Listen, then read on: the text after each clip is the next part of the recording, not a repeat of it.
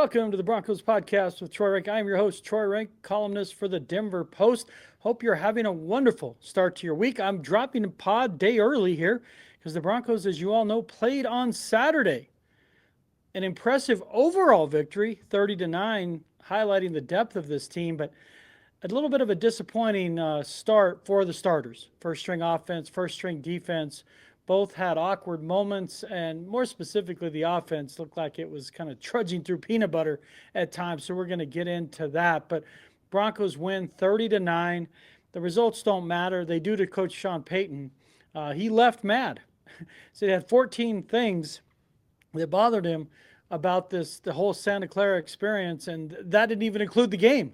Felt like he was going to be writing a Jay-Z song. He had 99 problems, but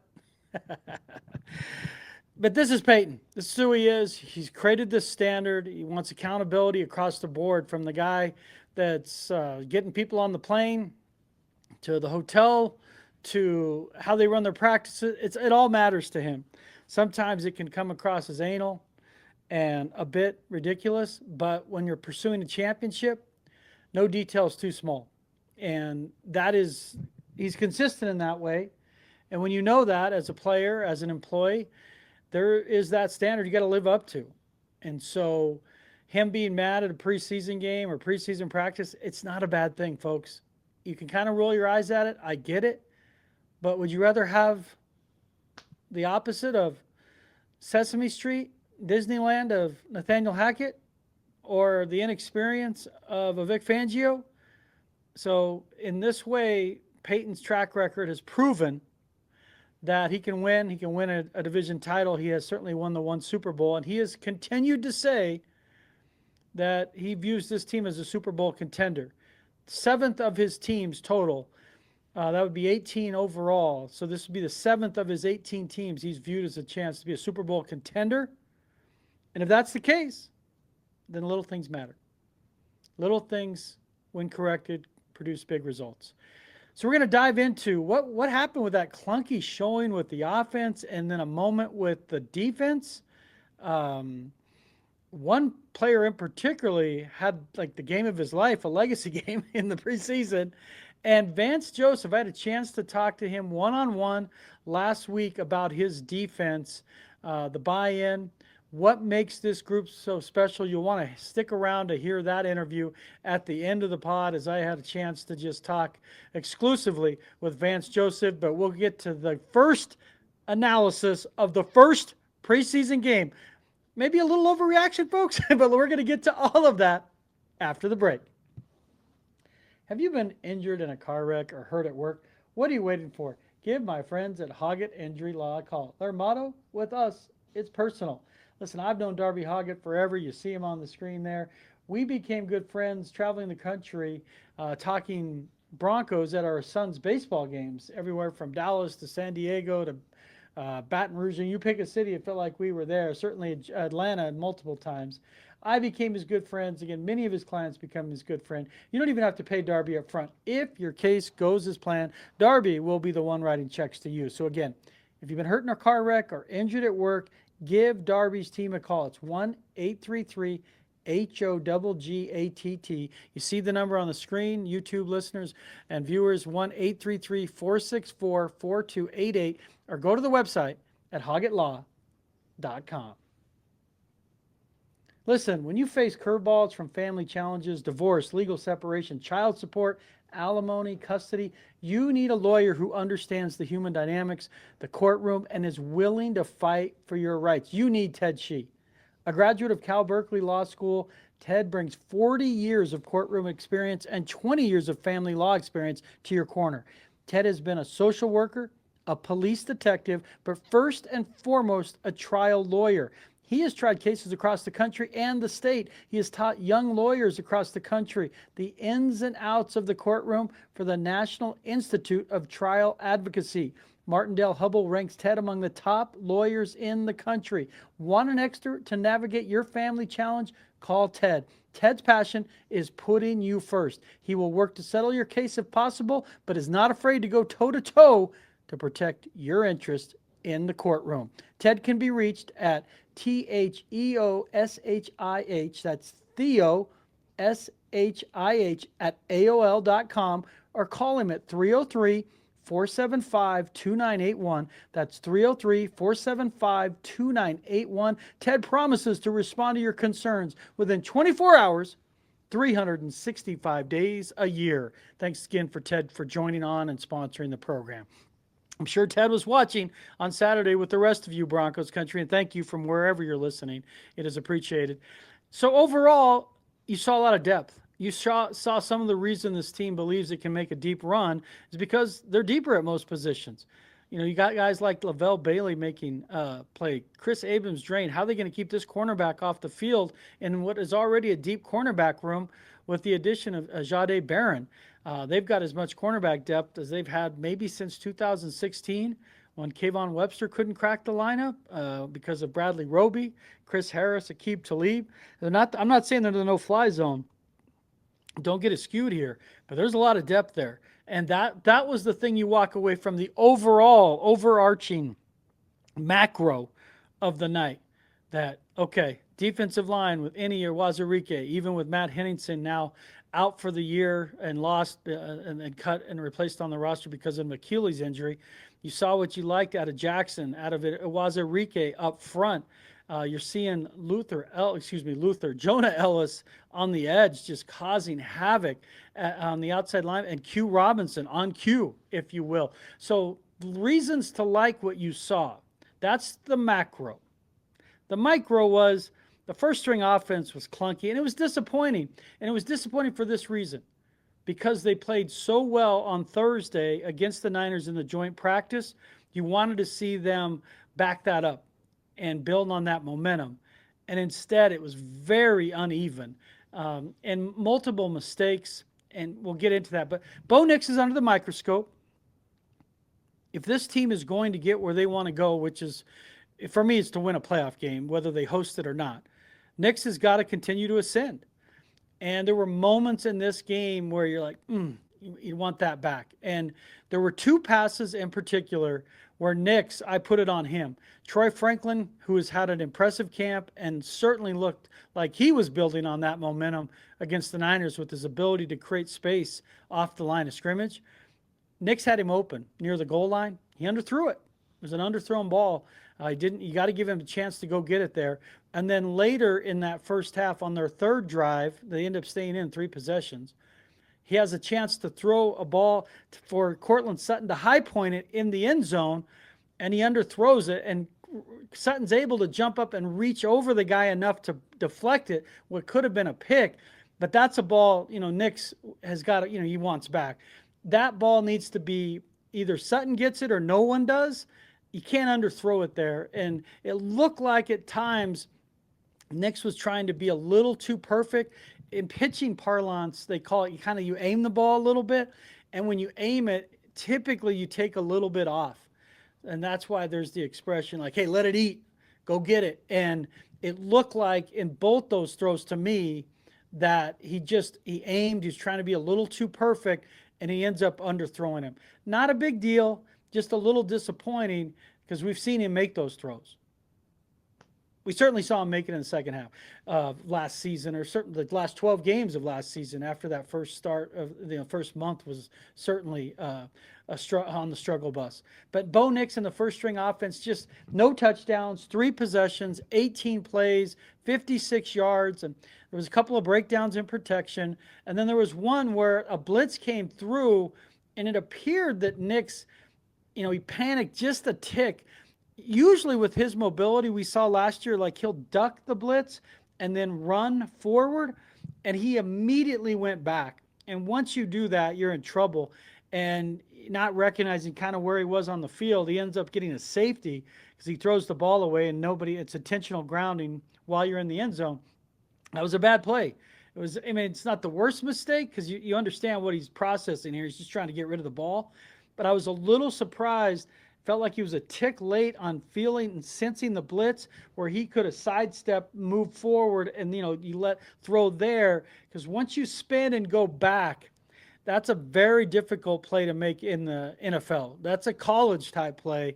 Rarely in the NFL does it work. So those were the three things with Nix were off. But he also made a couple of really good passes, and he could have had a bigger numbers if not for a Cortland Sutton drop. If we're being honest here, he was 6 for 11 for 31 yards. It should have been more like 7 for 11 for probably like 48 yards, which it's big deal. No, but it looks different. 6 for 11 is not a great look, as crazy as it sounds. 7 for 11 is a much better look, and there was a drop in there. And the first string offense just was not sharp. And Sean Payton said that. He said it was disappointing. They ended up staying in 3 series. I guarantee you that wasn't the plan. They're never going to say that, but I would suggest that it was 2 series was the plan and get them out of there. But they just end up punting and failing to get points. It just was a little off. And it's the first preseason, folks. You don't overreact to it. There was nothing about it that you're like, oh my God. It was just clunky.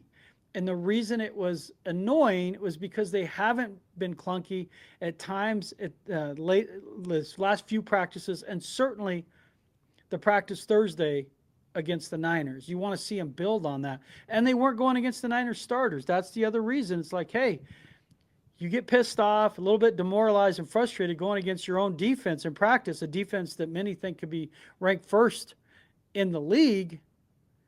And now you get a chance to go against the number 2s, and you don't put it together. It's not a big deal. I would expect from the failures give you a chance to learn, especially in the preseason. Practices are so different now than they used to be that the first month of the season, certainly the first few games, feel like the preseason in the NFL because they play 3 games. Guys only play 2. You're talking about playing about basically 3 quarters to get ready for the regular season. They played a quarter, the starters did, a little over. They will likely play the first half against Arizona, somewhere along those lines, and then likely not play in week 3. I wouldn't expect they would play week 3. That's why this joint practice on Thursday against Arizona takes on a sense of urgency to get the momentum going. And I say that because Sean Payton says that. He talks all the time about how it's a race to who can get rhythm and get right first. Well, they didn't in this first preseason game. It wasn't a step back as much as it wasn't a step forward. So I would expect there to be urgency in practice this week starting on Tuesday when we're back out there. Tuesday, Wednesday we'll be there. Thursday is a day, if you have tickets, that should be fun. A joint practice against the Cardinals. Those are always fun just because of the intensity ratchets up. Guys are getting after it. You're not trying to hurt anyone, but there's definitely a different level of both physicality and intensity. That's an important day. And if you remember last year, that's when Bo Nix won the job, was in the joint practice against the Packers, where it became very clear that he was the guy. But it wasn't just Nix and the offense. The first string defense, and this is a defense that we all think is going to be top 5 at the very worst, possibly the best defense in the league if they increase their takeaways. I mean, if they had 9 more sacks than any other team in the league last year. So I'm not expecting 63 sacks. That was a franchise record, albeit over 17 games. But 52, 53, that's certainly within reach. And Nick Bonito nearly had sacks on 3 straight plays and rolled his ankle on the second play and stayed in the game in preseason. I love to see that kind of competitiveness. I don't want to see him hurt, but a guy who's searching out a contract, seeking a contract, out there playing, setting that kind of example. Again, it speaks to the unselfishness, and we'll get into this in that Vance Joseph interview later in the show. It speaks to the unselfishness of this group that it mattered enough for him to stay in the game. When you feel a little tweaked, no one would have blamed him for running the sidelines, calling it good. He nearly had sacks in 3 straight plays. He looks great. His first step quickness, folks, is all time and among Broncos, but it's among the best in the league. His get off, as they say, is absolutely startling at times. But there's always a but, right? Certainly if you're listening to a Sir Mix-a-Lot song. They gave up a 50-yard pass completion, and Jaquan McMillan got beat. It was a great pass. I'll be honest, it was a dime, but he got beat. And those are the exact type of awkward plays and chunk plays Vance Joseph talked about last week, that this defense, if they're going to get to the next level, has to minimize. You're going to give up big plays once in a while. It happens. You get sucked in, you get deceived, miss a tackle. It happens. But for it to happen on a first drive, 50-yard, like those are the kind of things, especially on the road in a real game where you give up a touchdown drive in the first drive. The Broncos don't have that kind of offense where this isn't Peyton Manning where 17-0 feels like 0-0. You don't want to be climbing uphill on the road specifically. And they get down. Jaquan McMillan gives up the 50-yard completion, and then down at the end they give up a rush touchdown where they get sucked in.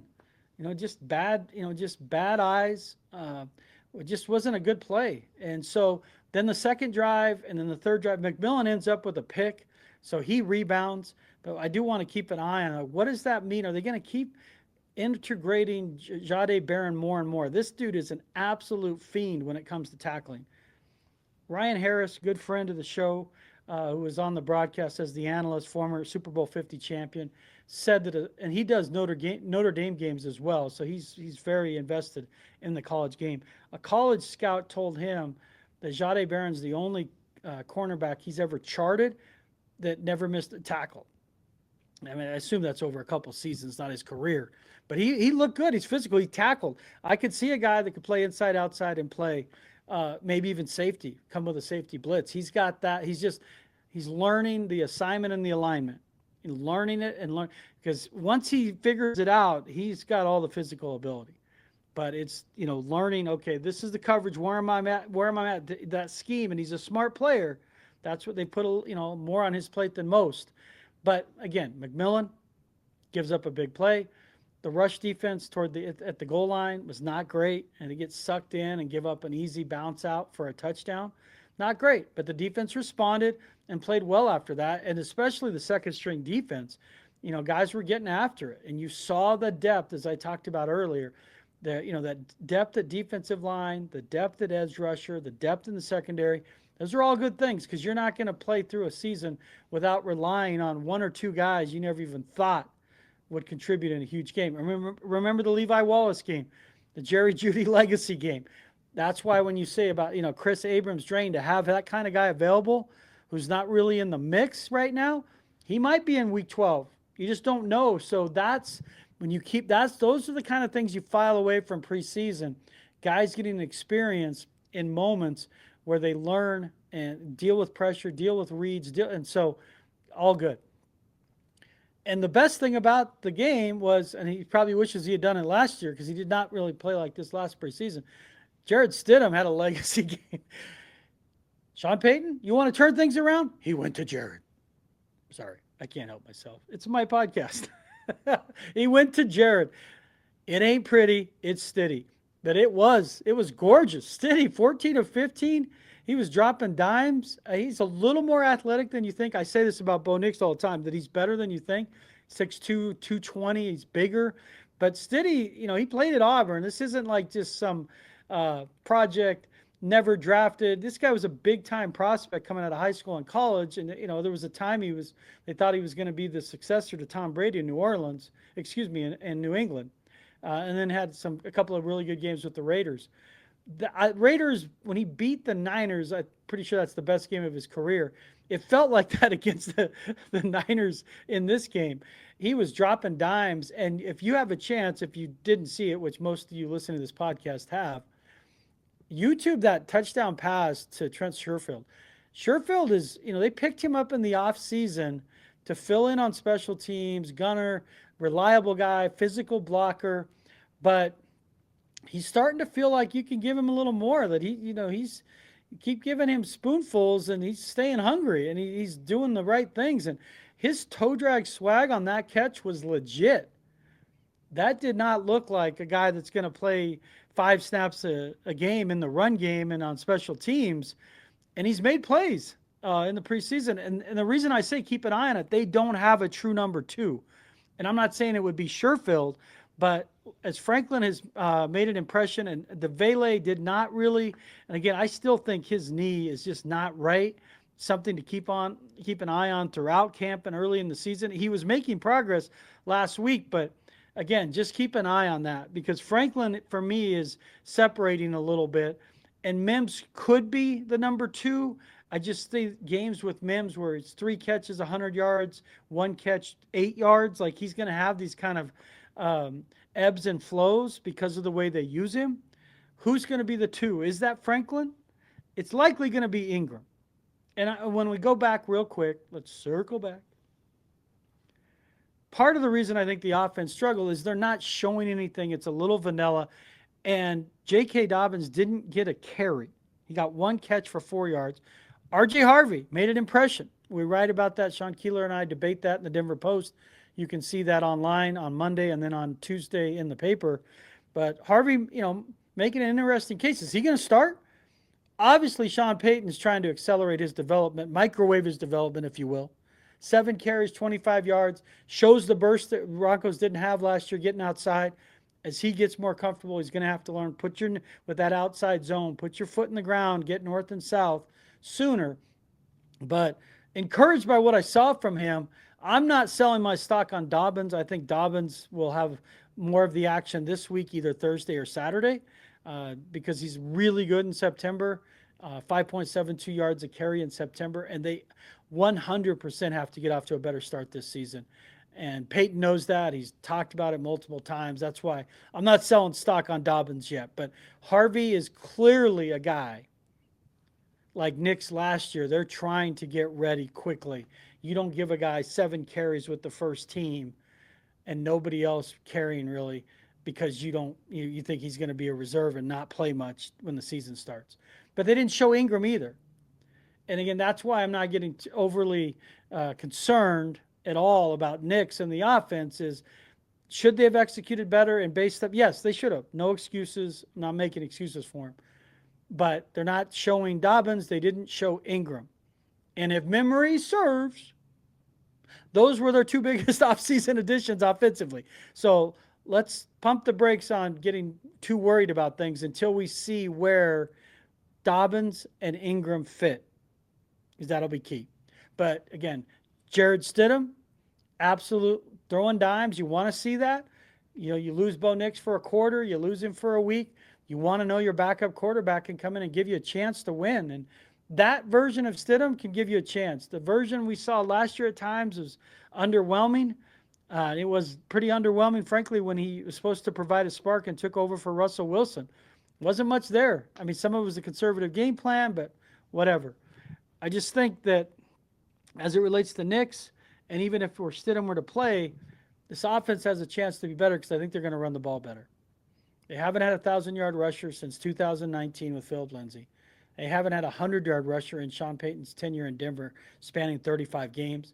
I think both those come to an end this year, and as that happens, it's going to help the quarterback and Bo Nix. And if Stidham were to have to play a quarter a game, it would help him as well. It would help him as well. But nothing helps this team and complements this team better than their nasty defense. It wasn't perfect with those first stringers. We've already talked about that. But they got into a rhythm after that.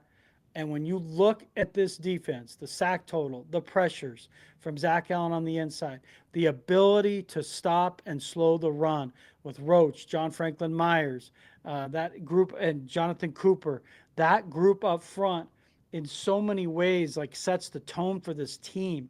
And then you have, of course, Pat Surtain, who puts a do not disturb sign on one side of the field. And that allows you, with this versatility of this secondary, with Barron, maybe it's Abrams Drain, with Riley Moss, to move guys around. And as they move around, it allows Pat Surtain to trail, and it frees him up for that. So as much, I wrote this on earlier this week, on Sunday, it appeared as Saturday online. Sean Payton's talking about this team being a Super Bowl contender, but the biggest reason is not his offense, but Vance Joseph's defense. Sean Payton is talking, so this defense can run its mouth. They can get after it. And they're not shying away. They want the smoke. They're embracing it. But it's not just talk. Don't talk about it, be about it. And that's where I want, pick up with my interview with Vance Joseph about the fit of this defense. What makes this group special? What is he seeing on the daily that makes him believe that this will be the kind of group that can get this team across the finish line to accomplish the kind of goals, the lofty goals they've set out for themselves this season? Let's hear from Vance Joseph. Team vocalizes, your guys, when I talk to Roach, or even Innie or Pig Zach, these guys, they want to be the best defense. Absolutely. But they always tell me about you. You let them have their personality. Absolutely. Where is that balance where you want cocky, I mean, you want confident but not cocky? How do you balance that? Well, we talk about being smart bullies all the time. And, we're not just going to talk. We're going to be intelligent, and we're going to play an intelligent brand of football. So it's not just the talk, right? It's the assignment, it's the alignment, it's playing together. So those things are being addressed every single day. So you see the wild play style that we have. Right. It's an illusion because we are playing it's discipline. Control chaos? And control chaos. We're playing with discipline, we're playing with assignments, and we're playing with intention. So it may look like it's chaos and wild, but it's the purpose to everything we're doing. And you don't have issue with that bravado because they're following your assignment. They have to have that. I have that. I want to be great also, but I know what it takes to be great. And if we can continue to work hard and prepare and be smart bullies, it's going to work out. But if you're only talking about it, not doing it, that's a problem. Are you seeing the buy-in? Absolutely. It's how do you see that as a coach? I see the buy-in because I see the correction, not with assignments, but with effort. Right? Anytime I ask them to do anything, they do it. Right? I need more effort to the ball. I need more of this, they do it. I talk to them, they listen. Right? So we have no problems with that. It's a great trust in the room. You've told me camaraderie is as big as coaching in some cases. Absolutely. And how do you see that manifest in this group? I see it because they cheer for each other. Okay. Right? I watch them with the young guys. Young guys makes a play, they cheer for each other. Right? If they sub a guy, their backup makes a play, they cheer for each other. Right? So everyone understands that to get what we want, it has to go through the room. It's all collective. And this group was the best at that last year. Now last year is last year. Hopefully this year we continue that trend.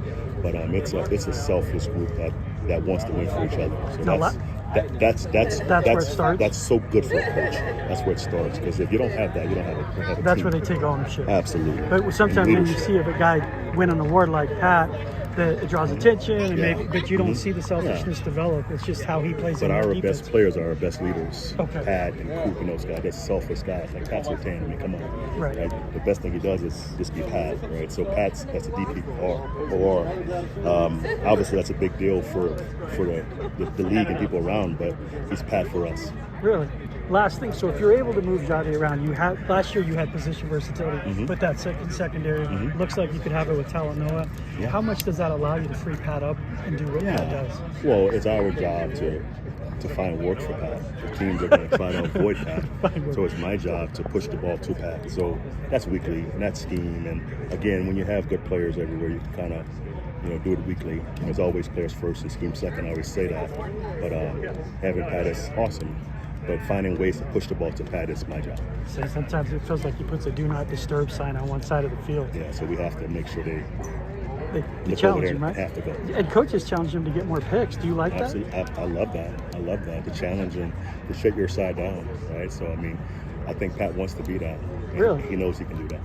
Welcome back to the Broncos Pod. I'm your host, Troy Rank from the Denver Post. You can read all my stuff at denverpost.com/sports. You can get a subscription to the paper if you're old school like me and read it that way, or read it the digital version. I do that as well. So thank you for all of you that follow along with me. I hope you got an idea here from Vance Joseph. This guy right now is much more prepared to be a head coach. When he was the head coach of the Broncos in 17 and 18, drinking out of a fire hose, it was an absolute mess. He got undermined by a staff that he didn't hire, that kind of John Elway forced on him, undermined by his staff, backstabbing him at times, and then he wasn't ready. So it's just a confluence of factors that led to a team that couldn't win on the road, had terrible quarterback play, and an aging defense that was getting more wrinkles than a Shar-Pei. It was aging quickly. This version of Vance Joseph, after a first-time experience as a head coach, time away in Arizona, and now back in Denver, I think he's ready. I think after this year, it'll be obvious he's ready to be a head coach. But the reason I think that's not just the experience, it's the way players relate to him and buy into him. He's got a humility about himself that when things go wrong, and nothing went more wrong than that 70-point game against Miami, he had every reason to rent an RV and throw guys under the tires and play the blame game. And he pointed the finger in the mirror and said, it's me. I have to be better. Even while guys quit in that game, Randy Gregory ended up getting quit because of his effort in that game.